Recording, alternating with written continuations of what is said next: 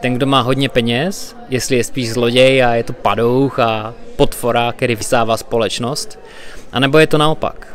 Ten, který nemá nic, anebo má strašně málo, jestli zrovna tenhle není ten padouch a potvora, který vysává společnost, protože nic té společnosti nenabízí, za co by mu ta společnost ty peníze dala. Kde je férovost, si říkám. Jestli je férové, že někdo má strašně moc a někdo nemá nic. A to znamená, že ten člověk, který má hodně peněz, nabídl něco společnosti, něco lidem, jako jsem já nebo ty, jako třeba ten iPhone, na který nahrávám toto video. A já si toho vážím natolik, toho výrobku, že za něho zaplatím hodně peněz. To znamená, že ten, kdo vyrobil ten výrobek, Apple, dejme tomu, nazveme to třeba Steve Jobs, nabídl něco mně, za co já jsem schopný hodně zaplatit. Nabídl hodně těchto věcí, těchto iPhoneů světu a svět mu zaplatil hodně peněz. To znamená, že Steve Jobs, potažmo Apple, je hodně štědrý. Samozřejmě si za to nechá zaplatit, nedělá nic zdarma, to je pochopitelné, všechno stojí peníze. Nebuďme naivní. Ale vem si to v porovnání s někým, kdo sedí doma a pobírá třeba sociální dávky. Jo? Nebo vydělává minimální mzdu.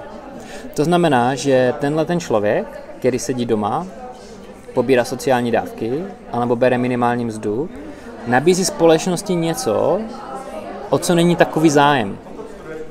Teďka se do mě určitě pustí hodně lidí a říkají, že práce na kase v Tesku nebo v Kauflandu je strašně těžká. A já věřím, že je. Nebo práce učitele.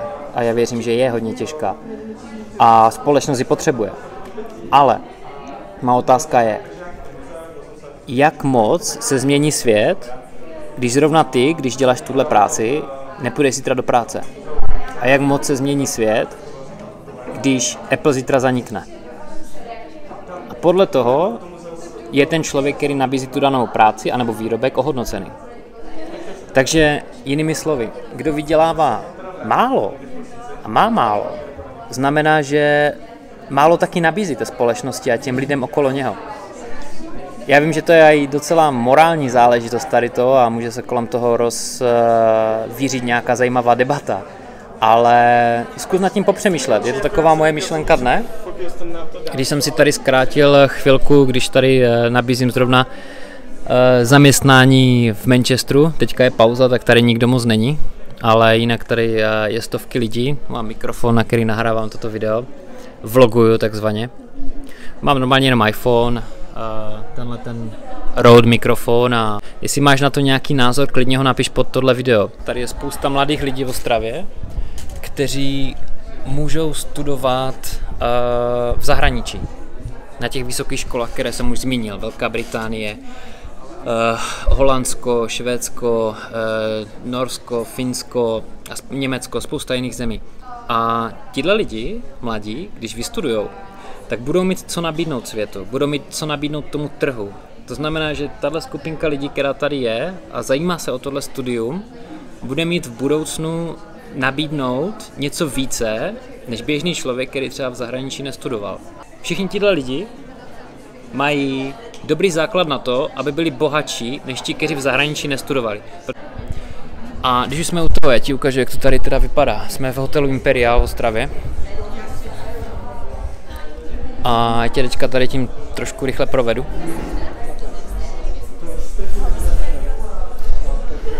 Takže takhle to tady vypadá, tu je foyer.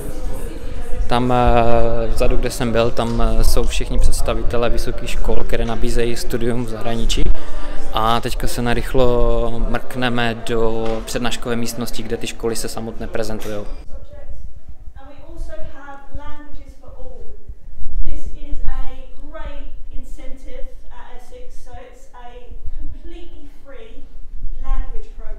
Teď jsem jim vlítl do přednášky, to není zrovna nejlepší.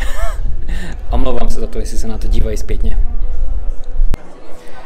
Takže takhle tady vypadá akce, takhle vypadá můj dnešní nedělní den teda. Spousta lidí sedí doma u televize a já tady prezentuju na této akci. Už tady bylo dost lidí, zebrali si letáčky, měli dobré otázky na práci v Anglii a je to docela zajímavá akce.